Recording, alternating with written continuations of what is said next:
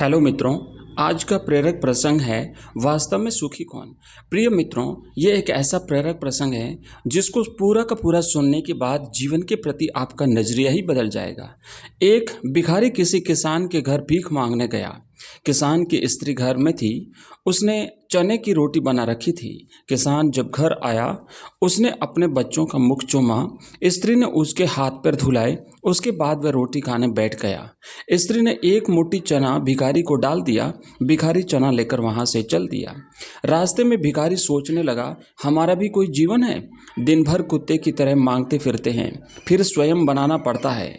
इस किसान को देखो, कितना सुंदर घर है। घर में स्त्री है, बच्चे हैं। अपने आप अन्न पैदा करता है, बच्चों के साथ प्रेम से भोजन करता है। वास्तव में सुखी तो यह किसान है। इधर वह किसान रोटी खाते खाते अपनी स्त्री से कहने लगा, नीला बैल बहुत बुढ़ा हो गया है, अब वह किसी तरह काम नहीं देता। यदि कहीं से कुछ रुपयों का इंतजाम हो जाए तो इस साल का काम चले। साधुराम महाजन के पास जाऊंगा, वह ब्याज पर दे देगा। भोजन करके वह साधुराम महाजन के पास गया। बहुत देर चिरोरी विनती करने पर 1 रुपये सैकड़ा सूद पर साधु ने रुपए देना स्वीकार किया। एक लोहे की तिजोरी में से साधुराम ने एक थैली निकाली और गिनकर रुपए किसान को दे दिए।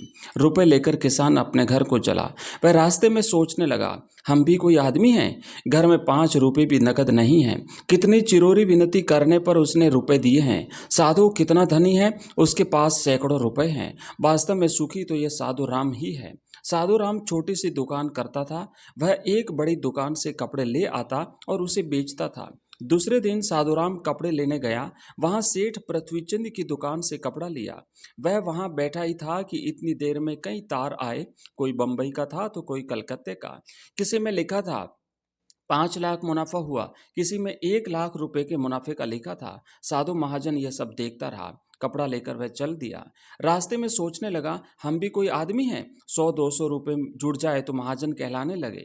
पृथ्वी चंद कैसे है, एक दिन में लाखों का फायदा। वास्तव में सुखी तो यह है। उधर पृथ्वी चंद बैठा ही था कि इतने में तार आया कि 5 लाख रुपए का घाटा हुआ है।